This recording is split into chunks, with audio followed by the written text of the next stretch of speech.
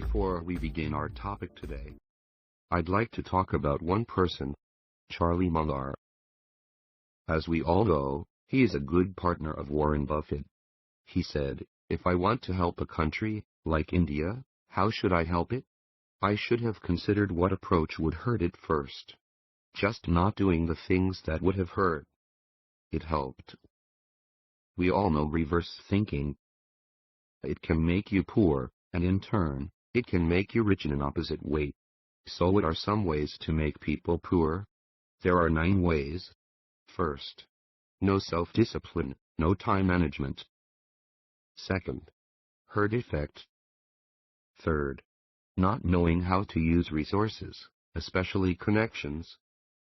Fourth, getting trapped in the mindset that events must go a certain way. Fifth, valuing money more than an opportunity. Sixth, no action. Seventh, do not insist on doing one thing. Eighth, borrowing money to spend instead of investment. Ninth, always making excuses for yourself.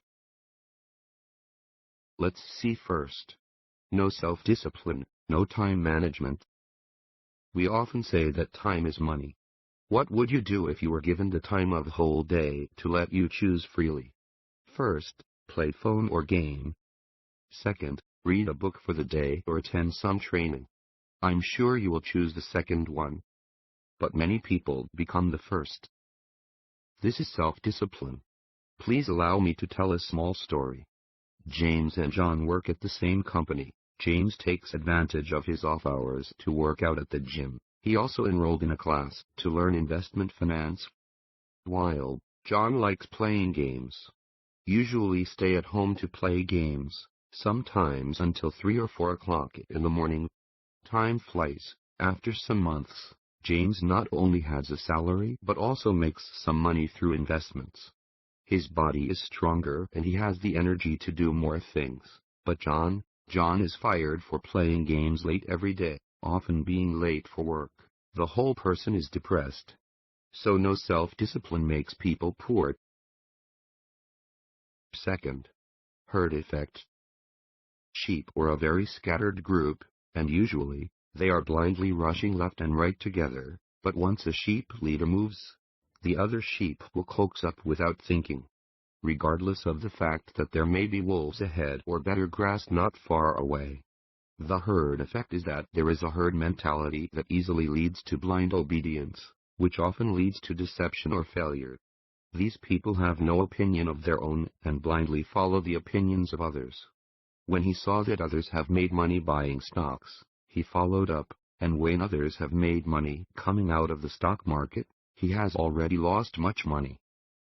Third, not knowing how to use resources, especially connections. Newton said, "If I have seen further than others, it is because I stand upon the shoulders of the giants." If we can make friends with competent people, we can learn a lot of things that we can't learn in books, which will help you to achieve your desired goals faster. Fourth, getting trapped in the mindset that events must go a certain way. Buffett said, "Once you have a money-saving mind, there is no energy to develop on money-making brains, so you are poor stable. We should seek change." When we do something that has no effect for a long time, we can try to change the way. Maybe there will be unexpected gains. Fifth, valuing money more than an opportunity. A question for you: when you're looking for a job, are you looking for companies that pay well or those are promising but currently pay very little? You can think about it.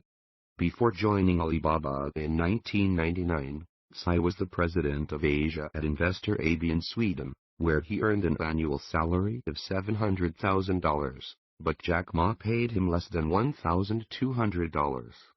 I have to stress again, it was 1999.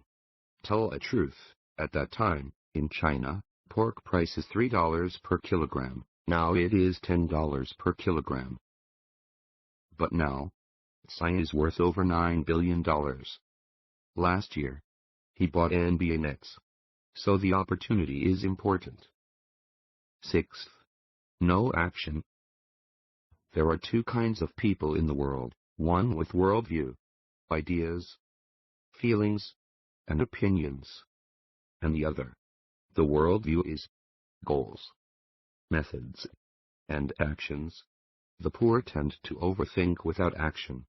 Actions determine value. Not all rich people are smarter than the poor, they just take action in the shortest time. 7th, do not insist on doing one thing. The poor, when they are doing one thing and don't see results momentarily, they will give up and then do another thing. Go back and forth. There is a Chinese idiom called, drops of water penetrate a stone. But why does water penetrate stone? Two conditions must be met. First, the water must keep dripping. The second, the water must keep dripping in the same place. You may ask, which is more powerful, water or time? Neither water nor time, but perseverance. 8th, borrowing money to spend instead of investment. There's no better way to get poor fast than to borrow money to spend. Borrowing money should be used for investment, not consumption. Borrowing money to invest is to use money that will depreciate in the future to invest in current assets that can withstand inflation and take advantage of the power of leverage to accelerate wealth accumulation.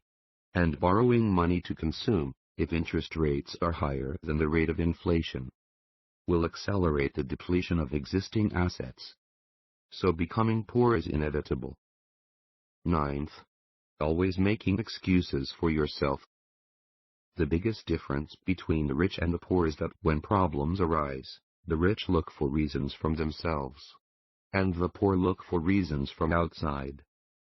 When there is a problem, finding excuses cannot cover up the problems that have already arisen.